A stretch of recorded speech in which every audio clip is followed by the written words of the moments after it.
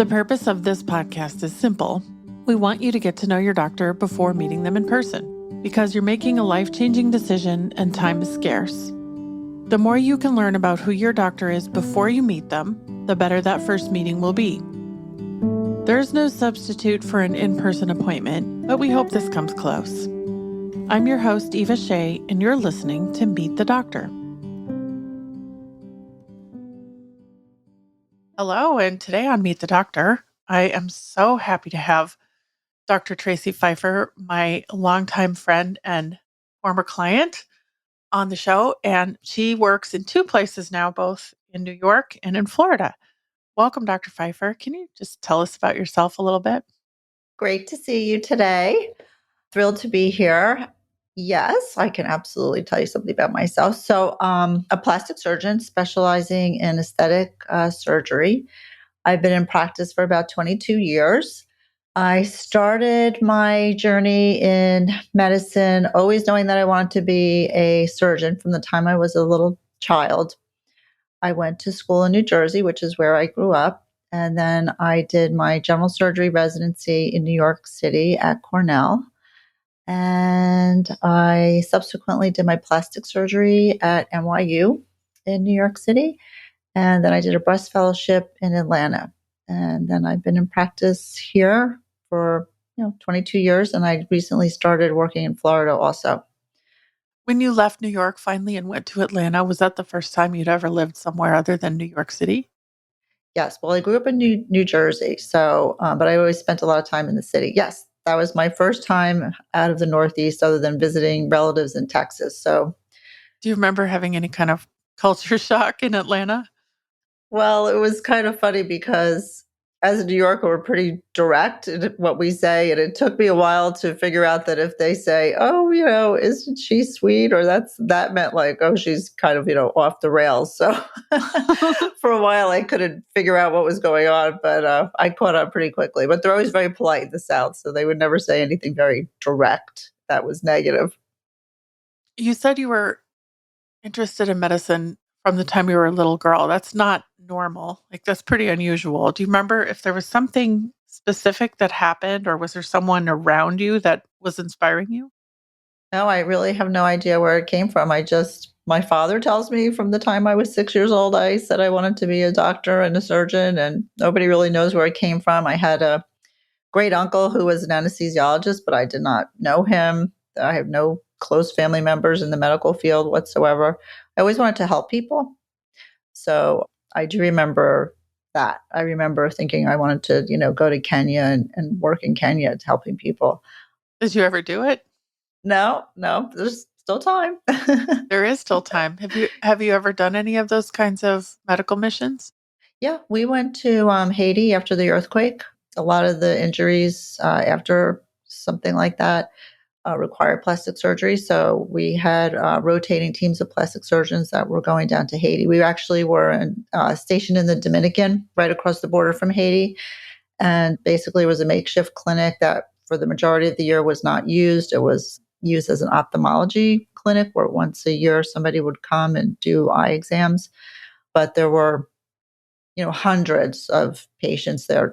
They knew there was a medical facility there, so they just came across the border and kind of stayed there. And the doctors found them there, and there were orthopedic surgeons and teams from other countries. I particularly remember Spain was there, and there were lots of volunteer like missionary type medical groups that were there also. It was really a very rewarding experience working with the patients. They were just very stoic, and they have a lot of religious faith. So they think that, which I do too, that what we go through here, on earth is like temporary, and, the reward is beyond when you pass and you go to heaven. So they have a very good positive attitude, and it was a pleasure to be able to help them in some way.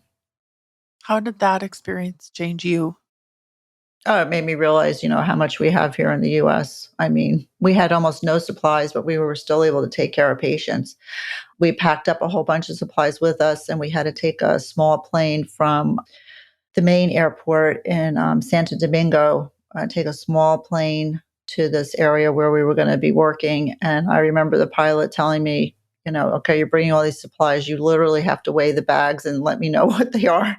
And if you're not being honest with me, we could crash. So that was interesting. But we brought Huh. some things with us, but we still didn't have a lot. And we were able to do, care for the patients in a way that made a positive outcome for them.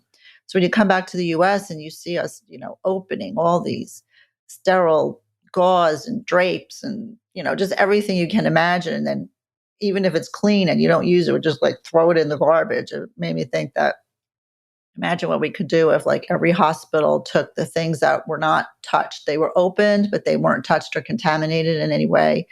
And we started a collection system and we could reuse those materials. I mean, how many hospitals are there across the country? I don't even know. But it would be a massive amount of medical equipment that could be repurposed. Were there any patients that this was a long time ago now. How many, 10, 12 years ago?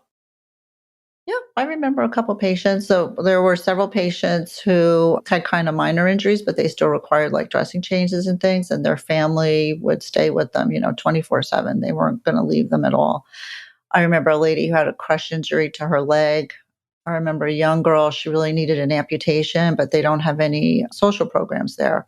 And a lot of the streets are just dirt roads. So for her, she really wouldn't be able to get to work or do any work unless she had a prosthesis. So the prosthesis team was working with her and reassuring her that, she would have a prosthesis and she would be able to walk. But it was very sad. And there was a lot of poverty there, obviously.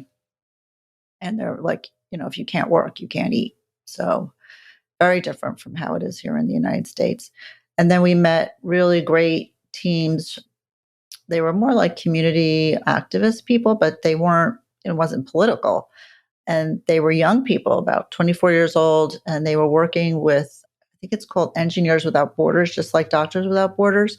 And they were bringing in water filtration systems into the local areas because apparently what happens is that the big NGOs like the Red Cross, they come in, but they will only stay in the major areas of the Port-au-Prince, in the major cities where it's relatively secure. So they don't really venture out into the countryside, into these smaller areas, because they're worried that if they come in, they're going to be assaulted or they're going to be robbed of their supplies. So these young people were very smart. I thought they would make up T-shirts that were super bright, like let's say bright yellow. And they would go in as a group with these water sterilization kits that had to be set up. But the setup could be done like within an hour. And they would have their own supplies with them, like bottled water, for their team, but they didn't have enough for the whole village. So they would come into the area and immediately identify like who was sort of like, the alpha figure in the village and slap a T-shirt on that guy so that the community would know that, anybody in a yellow T-shirt, don't touch them. Right. And then they would try to get more and more people wearing the T-shirts and then, get them to explain to the people what were happening so they'd be patient and let them set up the water filtration systems. And then, they would all be online with their water buckets and, put it through the filtration and they had, drinkable water. So very, very clever. There were dentists down there who were doing oral care, even though there weren't a lot of oral injuries, but they were teaching the children how to take care of their teeth and how to brush their teeth with toothpaste. I mean, many of them had never seen a toothbrush or toothpaste. And then there were the prosthetic limb people. I remember they were from Utah and they would come into different disaster areas, assess the need for how many prostheses were going to be needed. And then they would start getting them made and delivered to the areas. So it was interesting. And there was a big orthopedic team I think they were from Ohio, but they were rocking and rolling. They had x-ray set up. They had the air conditioner in their OR, and they were just operating like 24/7 because obviously there's a lot of broken bones and things that need to be fixed. Wow. Yeah. Were they triaging and sending patients to the specialties that they needed, or were you guys all just kind of doing everything that needed to be done? Everybody just kind of pitches in. Like the team stayed, like if you're from a team from a certain country, like they stay together and they have like their own system and like they'll say, okay, we're taking care of like kids younger than 8 or something like that. People would, but it was very haphazard. It wasn't, really, it wasn't one person in charge. So it could get a little crazy sometimes. But other areas, I think it was more organized. Like when the Israelis come in, apparently they're very good at setting up like field hospitals, and they have like a barcode system, and they're actually like making charts for the patients and things like that. So we didn't have that level of, organization, but I think we still did pretty good. I know humans tend to organize themselves. It's just what we do. Yeah, you don't really need somebody to tell you what to do. I No, mean, I know. you know, there were little like turf battles, like certain people wouldn't share their equipment and things like that. But, those things can be worked out. Definitely. What was it in your training that set you up well to be able to do anything really and not just, make beautiful breasts every day? Well, obviously surgical training is like, you're learning your skills. That's key because if you can't operate and produce a good result, you're not going to be successful. But I think the rest of it just kind of comes from who you are and how you conduct yourself. So in plastic surgery, interpersonal communication is, I think, very important because you want the patient to feel heard and you want to really have a clear understanding of what their goals are. So that requires pretty good communication skills. I would argue that aesthetic surgeons are exceptional at that part. Yeah. I mean, it's not like, oh, you have a ruptured appendix, we're going to take it out. There's like Right. not much to talk about. So I think you have to be a hard worker. That's something that you're just born with, or you find it enjoyable because medicine is not 9 to 5, even though some people are trying to make it that way. But your patients are trusting you and you have to be available to them day and night, 24/7. And you have to be comfortable with that. I know that you are a very hard worker, and in fact, you've been going back and forth between New York and Florida for how long now? It's been a little more than a year now. So I'm enjoying that, but it definitely is work, just the travel. I mean, Yeah. just, So you have dual citizenship. yes, I have dual citizenship in a free state and a not free state. Mhm. That's right. What was it that inspired you to try to find a place to do surgery in Florida? Well, it really was what happened during COVID. During COVID in New York State, they basically said, you can't work.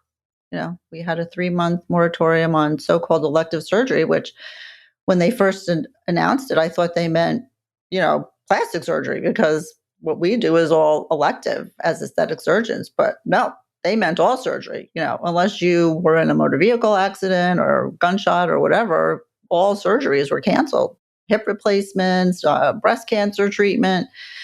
So that was kind of scary because there are other people who need medical care. So I said, well, if we're going to be in a state where a non medical person, meaning the governor, is going to decide who can or cannot receive and deliver medical care, I want to have an option where I have a license in another state to work as a physician. And Florida was much more open to that than New York. I was thinking about other times in history or in the history of plastic surgery where you were told that you could not do something. What came to mind was when they took breast implants off the market. Were you already operating when that happened, or was that before you started? That was like in 91. So I just finished medical school. I was just finishing medical school. So I was only involved in that in the sense that once I went into practice, I had access to the silicone implants because I became an investigator for one of the studies. So I was very fortunate because I did have a lot of experience with silicone implants, including teardrop shaped implants, which other people in my time period really didn't get. But I was able to be an investigator for the studies, so that was good for me. So they were still under study when I first started practice. So most plastic surgeons at that time didn't have access to silicone implant devices. And did you continue to do studies after that one? No, I did a couple with that one, and then I stopped. I thought you were part of the gummy bear. Yes, I was. Yeah, I was part of 3 or 4 studies, and then I'm not anymore. The studies were concluded, and so that was it. So, from the beginning of your career, safety was at the forefront for you. Breast implant safety has been kind of back in Mhm. in the public consciousness lately because of breast implant illness. And I wonder what if you can share your thoughts on that situation with us. Yeah, I mean, the good news is that everybody's really focused on safety in the plastic surgery community, the plastic surgeons and the patients as well.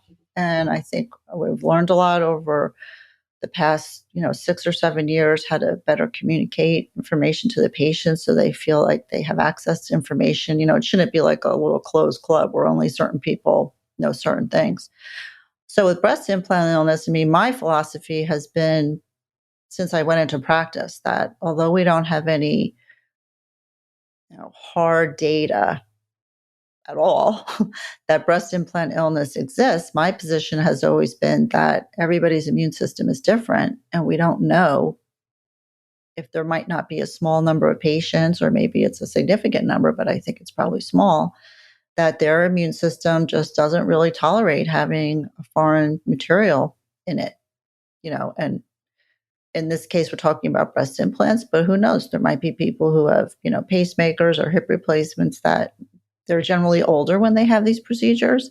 So maybe if they don't feel well, it's not so obvious that they're not feeling well. But that's always been my position. And when I first went into practice, I would say most plastic surgeons had sort of the opposite viewpoint, which was that we don't have any scientific proof that there is such a thing as breast implant illness. There are no specific studies or labs that can confirm that you do or don't have it. So we're going to go with it doesn't exist. So that really was the sort of position of most plastic surgeons, was that, the patient is quote unquote crazy. Now, as time has gone on, I've had a patient who was a physician, and she also had a known autoimmune disease that really flared very badly when she was pregnant, and then it subsequently resolved. And years later, she wanted to have very small breast implants. We did saline filled. Well, all the shells obviously have silicone, but the fill was with saline.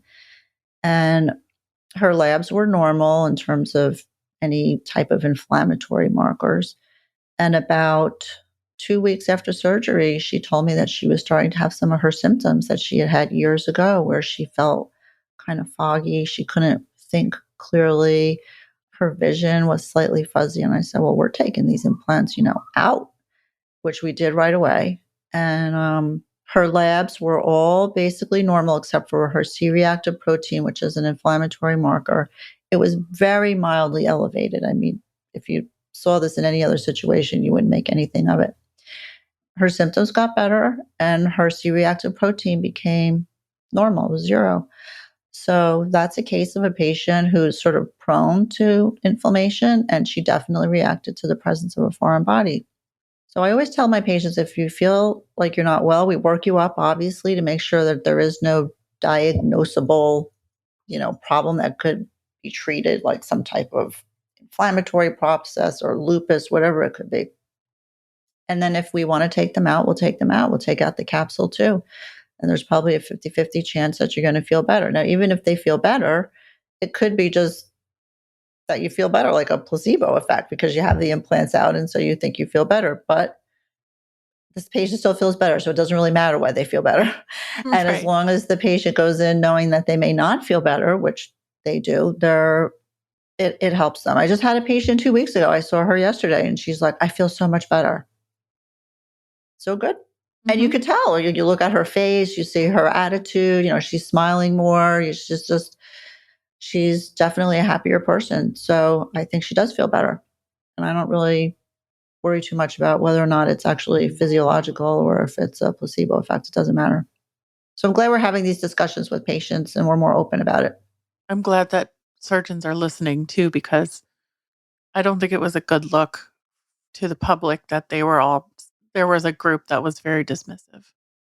Yes, they were very adamant about it and would try to make people feel that they were, not scientific and you're not going along with the mainstream thinking. So anytime somebody starts thinking a little bit outside the box in medicine or really in anything else, you sustain a lot of criticism for that. The person that I trained with for breast surgery developed a tram flap which was used to reconstruct a woman's breast after she had a mastectomy, using her own tissue. And it was a very successful operation and really developed it was the foundation of a whole way of doing breast reconstruction. Now we have free flaps, but it's all using your own tissue. And it all started with Dr. Hartram. And in the beginning, they would have to take part of the rectus muscle, one of the sit up muscles, to use as the blood supply to the skin. You would basically take the tummy tuck skin and tissue and keep it attached to the muscle and move it up to the breast, and that you could shape it and it would be a nice breast.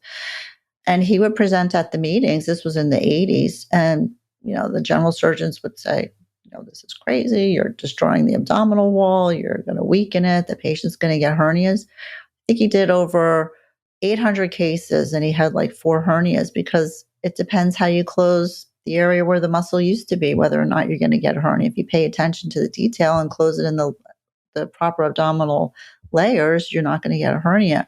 So, and he was widely criticized and, took the beating, so to speak, and advanced the treatment methods and really helped, thousands and probably hundreds of thousands of patients through all the people Sure. that he trained, around the world to help all their women patients. Still around? No, he passed away a couple of years ago. He was a great, great person. Yeah. I was going to say, I'd love to interview him if he's still here. Yeah. Can you estimate how many patients you've had over the years in total? How many breast augmentations have you done, or breast surgeries? Mm. Yeah. It's hard to estimate. I mean, it's got to be thousands. I don't know how many thousands. I'm not a person that does, 6 cases a day, because I like to pay a lot of attention to each individual patient, and I don't want to have like a heavy schedule and you're worried about, getting done and what time you're going to finish. I don't like to work that way. So, yeah, we'll do 1 or 2 patients a day, a couple days a week, and just nice and steady. And that's what we do.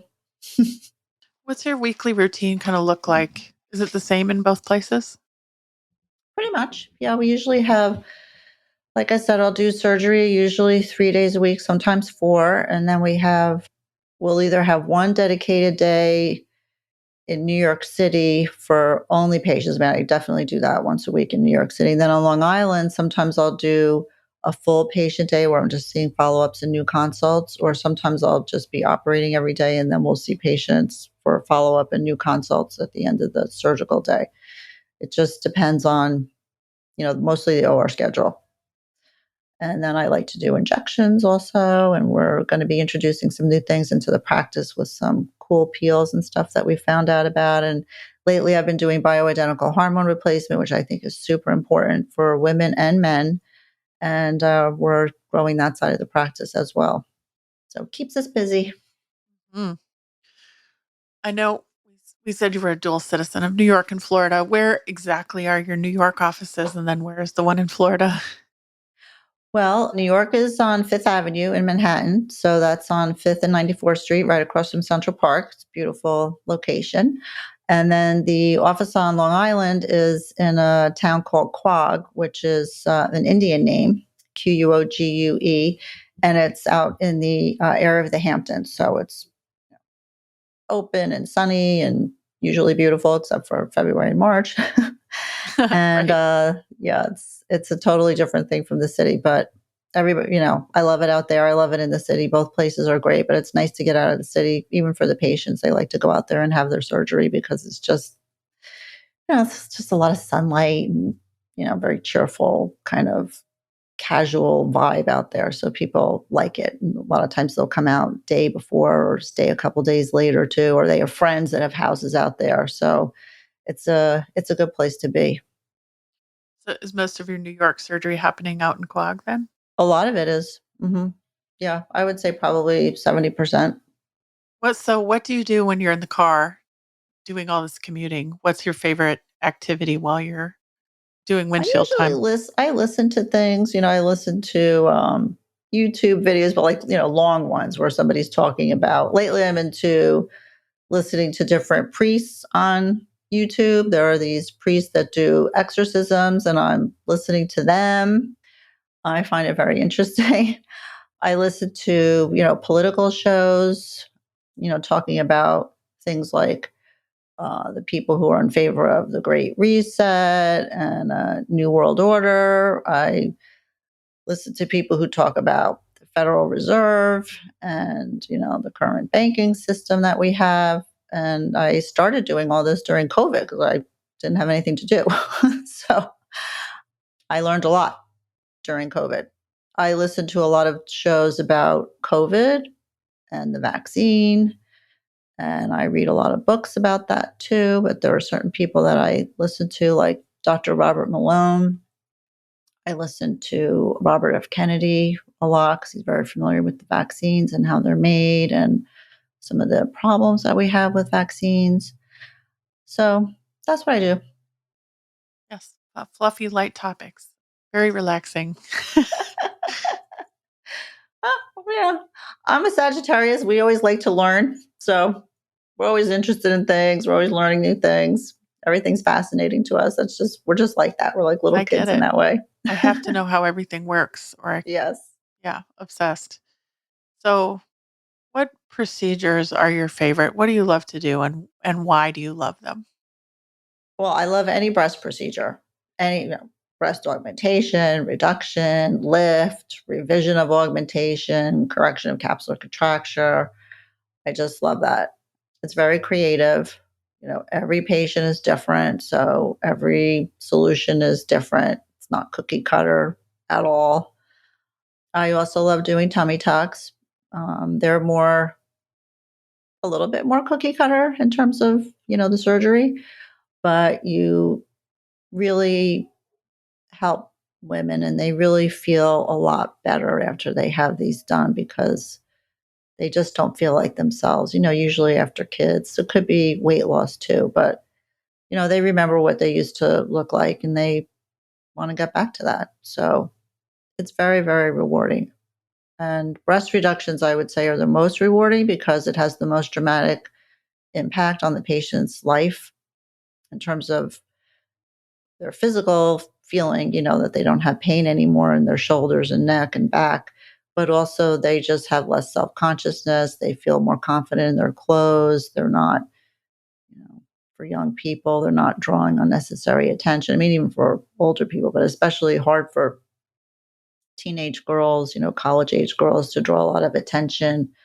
They go to the beach, they're wearing an oversized shirt because they don't want to wear a bathing suit. I mean, I can't tell you how many pictures I have of, right around prom. Sometimes they want to get it done too. And, they show me their prom pictures and they're so happy. And it's just really night and day. But it's true of all patients of all ages. It doesn't matter if you're 20, 40, 60, even 70. It is a life changing operation.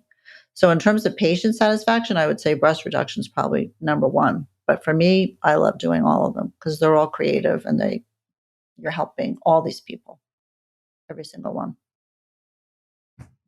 What can your prospective patient expect when they come to see you for the first time? And can they do that virtually or Mhm. yes, they can? Yeah. That was another, overall COVID was horrible, but in addition to becoming more educated, it also opened up, options for patients in terms of office visits. It wasn't something that we had really offered before. We would occasionally do it if somebody was like from California or Michigan or something. But yeah, they could do a Zoom consult or they could come in person. We usually take about an hour either way, no matter what the procedure is. I like people to really understand, what's involved and sort of the pros and cons. And the longest consultation is most likely a breast augmentation patient because there's seems so simple and it is in a way, but there's so much to know about implant choices and what's the pocket going to be under or over the muscle, where are we going to make the incision, might you need a revision surgery and why. So there's a lot to go over with patients. And I think we do a very good job of that because I really do spend the time with them on it. And I think other offices, it's like 20 minutes in and, that's it. You can't explain everything in 20 minutes.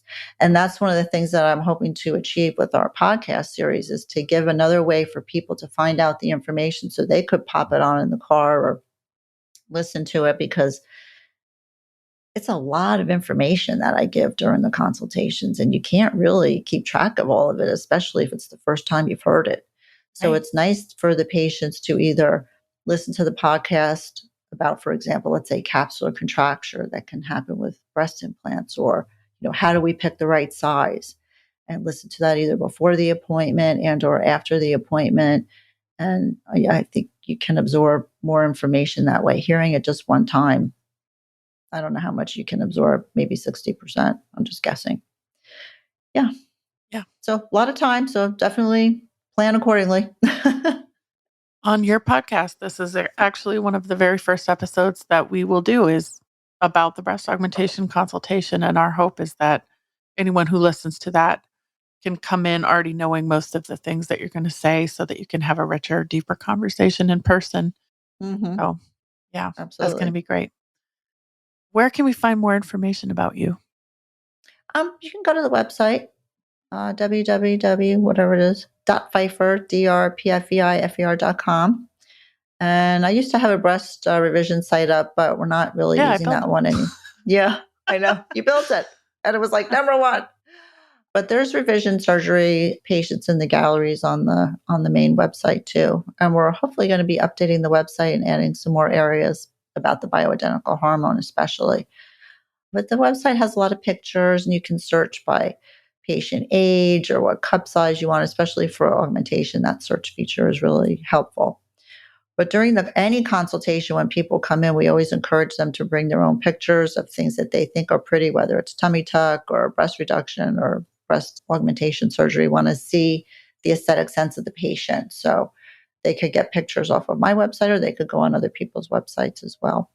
Also, And your then Instagram, which is Instagram, yep, we post some things on Instagram too. We're going to hopefully expand that a little bit. But yeah, there's things on Instagram. And you can always call the office. I mean, we're always happy to talk to people and give them information. I mean, you don't have to necessarily come in for a full consultation. You can ask some, basic questions to the staff. They'd be happy to answer it. was on your team that we might encounter if we pick up the phone and call. Okay, well, in New York, it's Maureen and Arlene. So those names sound similar, but Maureen and Arlene. And then out in the Quag office, Arlene also works out there. And then Kelly and Rafaela and we've had a team since Long Island since 2011. And Maureen's been with me since, wow, she's been with me a long time. I think 2007, something like that. So our team has been in place for a long time, and I'm very grateful for that. They're terrific. The patients love them. They love taking care of patients, and we're all on the same page when it comes to our culture, in the office with regards to how we treat and respect our patients. It's great. They can't do it without them.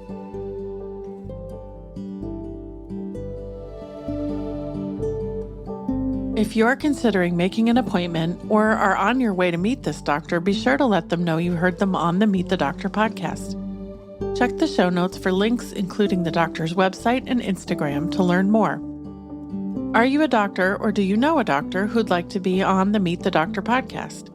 Book your free recording session at meetthedoctorpodcast.com. Meet the Doctor is made with love in Austin, Texas, and is a production of The Axis, TheAxis.io.